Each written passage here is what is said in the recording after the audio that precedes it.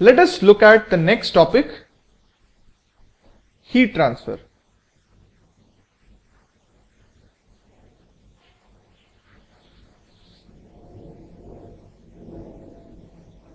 This topic is a wide area. This consists of what we stated earlier. We will be having three modes of heat transfer, namely conduction, convection, and radiation.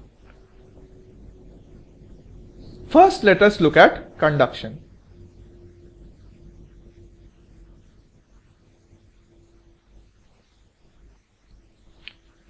Conduction is a mode of heat transfer through molecular vibrations.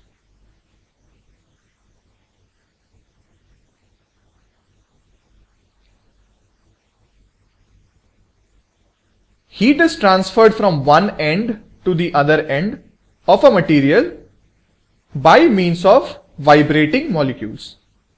So let's say if we have a rod like this and we are heating this rod from one end, the molecules are going to increase their energy because of the increasing temperature and are going to vibrate more rapidly. Because of more rapid vibrations, the molecule adjacent to that molecule will also vibrate with an increasing amplitude. This is going to follow for the next series of molecules till it reaches this end. Thus, heat is going to be transferred from this end to this end. Because of this, another thing that I should state is physical contact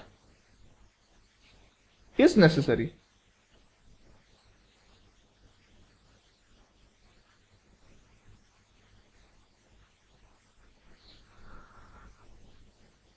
This is a necessary condition if we are looking at transferring heat by the mode of conduction. Let us say I have this rod .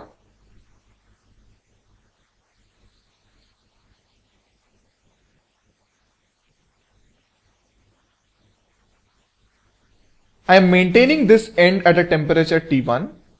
I am maintaining this end at a temperature T2, and I am saying that T1 is going to be greater than T2. Clearly, T1 being greater than T2 will impose a heat flux in this direction. Let us write it as Q. Say this length of the rod is L. The cross-sectional area of the rod is A. Let us make an analogy with electricity.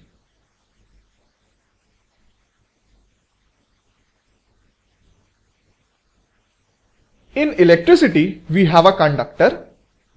If we put a potential difference across the ends of that conductor, we will be looking at a current flowing through that conductor. This Q is nothing but the current we are talking about.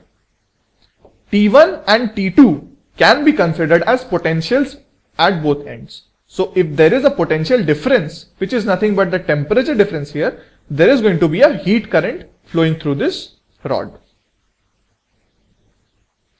Like electricity, any such material will also have some resistance, which will try to oppose the flow of heat.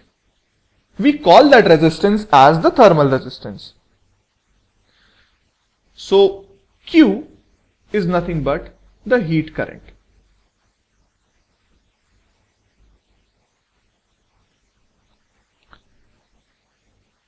T1 minus T2 is the temperature difference. This type of heat transfer is favored if there is a high temperature difference. As we increase this temperature difference, the heat flow is larger. So this heat flow is basically driven by this temperature difference. Then we have, say, RTH as the thermal resistance.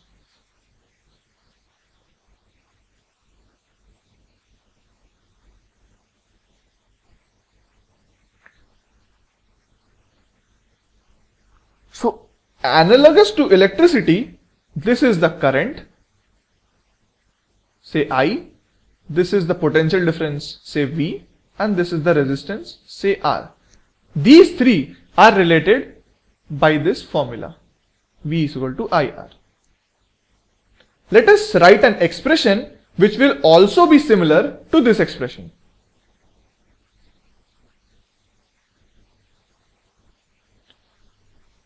We call it Fourier's law of heat conduction.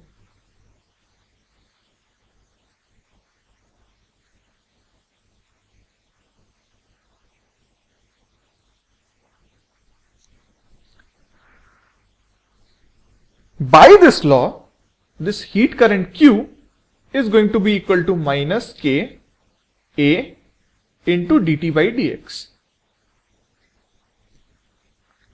The A is nothing but the cross-sectional area of the rod. This is called the temperature gradient.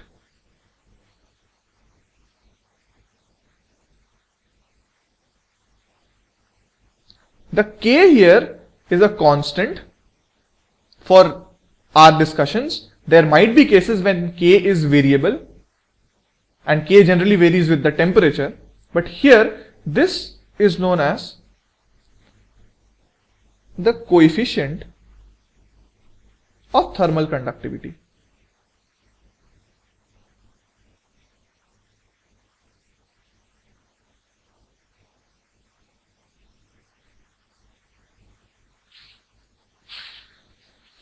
Another term associated with our discussion will be the heat flux, denoted by small q. This is going to be Q by A. The units of Q here are basically watts. As a unit of current, current is basically the rate of flow of charge. This is the rate of flow of heat.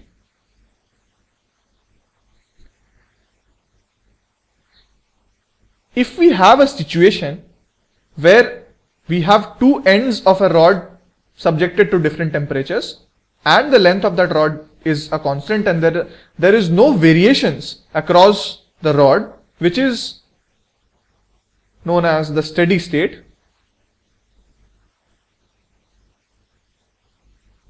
If we have a steady state, this equation here reduces to dt becomes the final temperature minus the initial temperature, which is T2 minus T1. dx is integrated to the length of the rod. So this becomes Ka T1 minus T2 by L. Note that this is negative, this is also negative. This whole thing gets multiplied to a positive quantity. So the heat flux is positive in this direction. Let us rearrange this equation. If we rearrange, we get Q being equal to T1 minus T2 by L by Ka. This is analogous to the potential difference, this is analogous to the current, and this is analogous to the resistance. So basically, L by K, if taken to the left hand side, we will be having R into I equal to V. This is how these two equations become similar. So the thermal resistance we were talking about is nothing but L by Ka. K is the thermal conductivity coefficient of the rod. Just like in electricity, resistance is given by the length of the conductor into the resistivity divided by the cross-sectional area of the conductor. This resistivity can also be written in form of conductivity sigma. So this sigma is the electrical conductivity of the conductor. In the same way, this K is the thermal conductivity of the conducting rod. In this case, the conducting rod conducts heat, but here the conductor conducts electricity.